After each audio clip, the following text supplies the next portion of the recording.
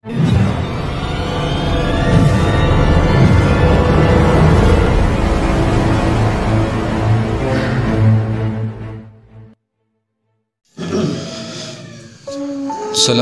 warahmatullahi wabarakatuh.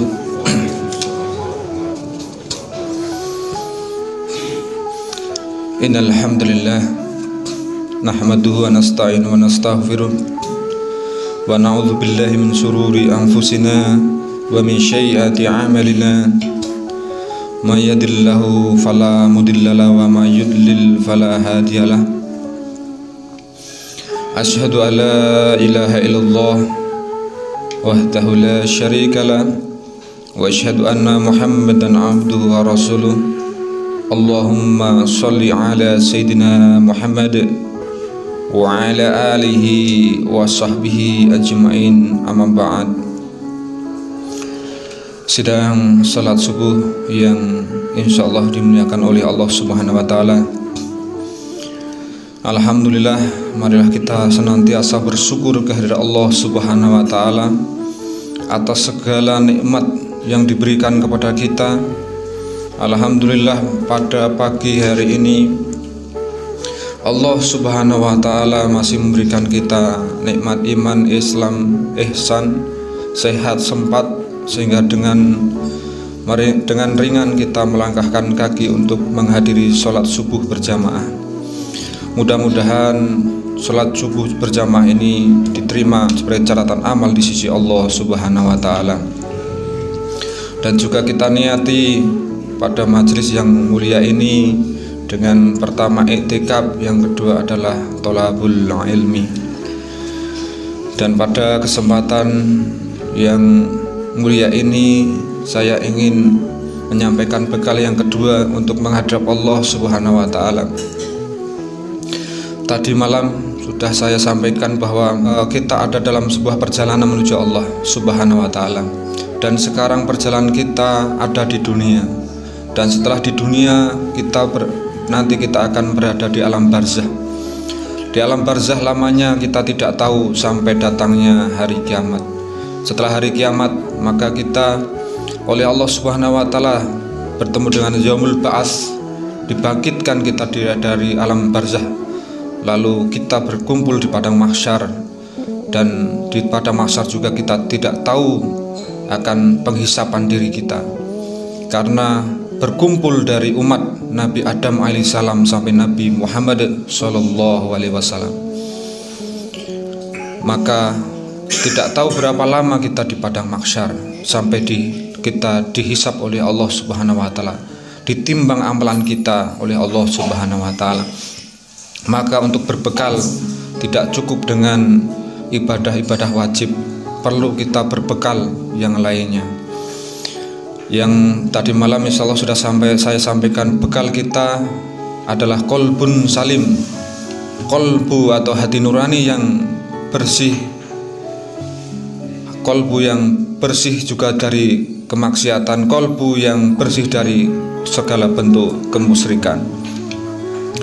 Yang selanjutnya adalah bekal kita adalah takwa.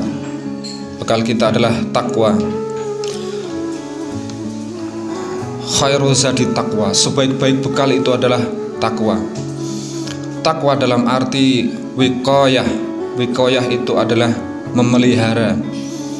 Jadi takwa itu senantiasa diwasiatkan Imam Khatib Jumat. Ya ayyuhalladzina amanu taqullaha haqqa tuqatih wa la tamutunna illa wa antum muslimun. Kenapa senantiasa diwasiatkan? Dan juga takwa ini adalah sebaik-baik bekal menghadap Allah Subhanahu wa taala. Maka dengan puasa Ramadan kemarin kita oleh Allah diberi predikat takwa. Nah, takwa ini adalah memelihara diri dari segala bentuk kemaksiatan. Jadi terpelihara diri.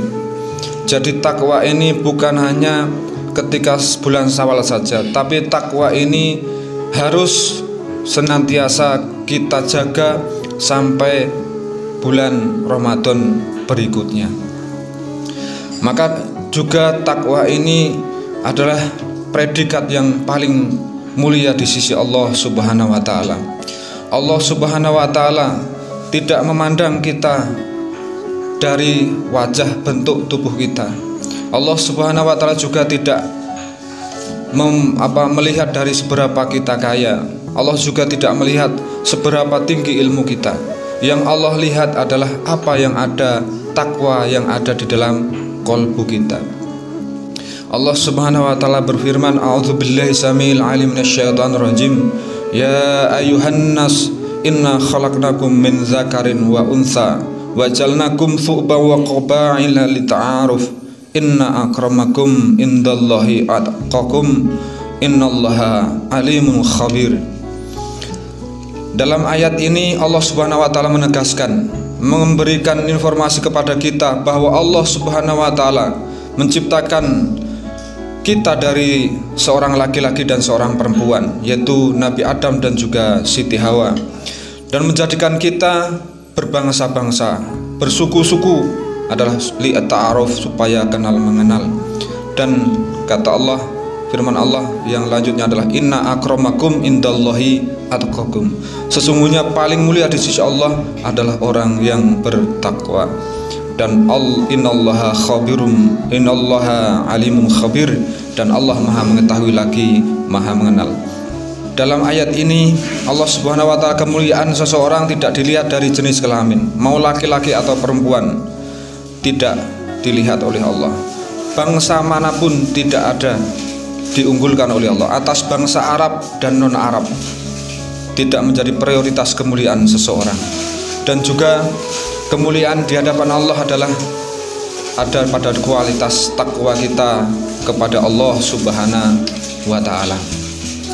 Maka jamaah yang dimuliakan oleh Allah Subhanahu wa taala, kita ukur derajat ketakwaan kita dari surat Al-Imran ayat 134. Seberapa takwa kita di hadapan Allah Subhanahu wa taala. A'udzubillahi minasyaitonir rajim. Bismillahirrahmanirrahim. Wasari'u ila maghfiratin mir rabbikum wa jannatin arduhas samawati wal ard uiddat lil muttaqin. Alladzina yunfiquna fis sarai wad dharai wal kadhiminal ghaid wal 'afina 'anil nas wallahu yuhibbul muhsinin. Jadi untuk mengukur ketakwaan kita kepada Allah, di dalam ayat ini Allah Subhanahu wa taala berfirman, wasari'u ila maghfiratin mir rabbikum wa jannatin arduhas samawati wal ard uiddat lil muttaqin. Maka bersegeralah kepada ampunan Allah Subhanahu wa taala dan surga yang luasnya seluas langit dan bumi, dan surga itu disediakan bagi orang-orang yang bertakwa. Maka dengan bekal takwa kita dijamin surga oleh Allah Subhanahu wa taala. Indikatornya adalah alladzina yunfikuna fis sarai wad dharai wal kadhiminal ghaidha wal 'afina 'anil nas wallahu yuhibbul muhsinin. Indikator yang pertama, standar orang yang bertakwa itu adalah orang yang memiliki jiwa sosial yang tinggi. Jadi alladzina yunfikuna fis sarai wad dharai.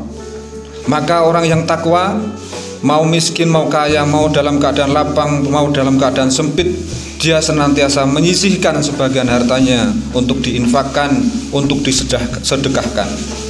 Itu yang pertama. Yang kedua adalah, indikator takwa yang kedua adalah memiliki kemampuan untuk menahan diri. Wal kadhiminal ghaidh, dia mampu mengendalikan dirinya, mengendalikan hawa nafsunya, terutama ketika dalam keadaan marah. Karena marah adalah suatu sifat dasar manusia, terutama karena sebab untuk mendorongnya marah, maka dia bisa marah. Tapi orang yang bertakwa, dia bisa menahan amarahnya, dia bisa mengendalikan hawa nafsunya. Karena yang paling berat kita hidup di dunia itu adalah mengendalikan hawa nafsu. Karena cenderung manusia itu adalah memperturutkan hawa nafsunya.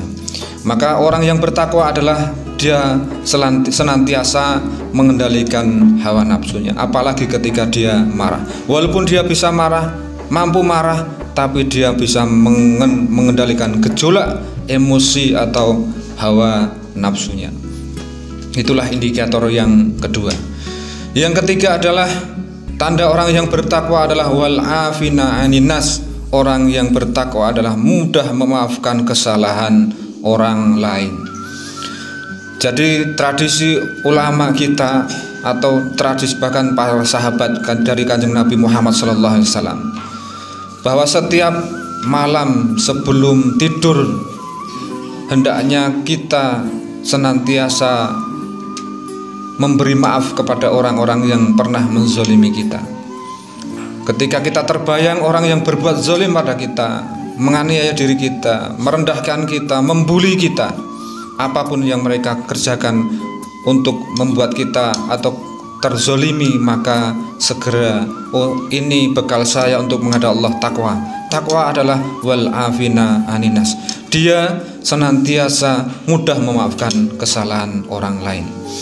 Meminta maaf atas kesalahan itu adalah perbuatan yang sulit, tapi lebih sulit juga adalah memaafkan orang yang berbuat zolim kepada kita.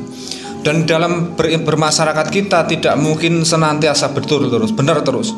Pasti ada tipu daya setan yang senantiasa membisikkan kepada hati nurani kita untuk berbuat zolim, untuk berbuat aniaya, untuk merugikan orang lain.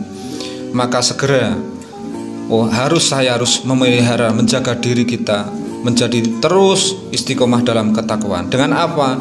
Dengan memaafkan kesalahan orang lain.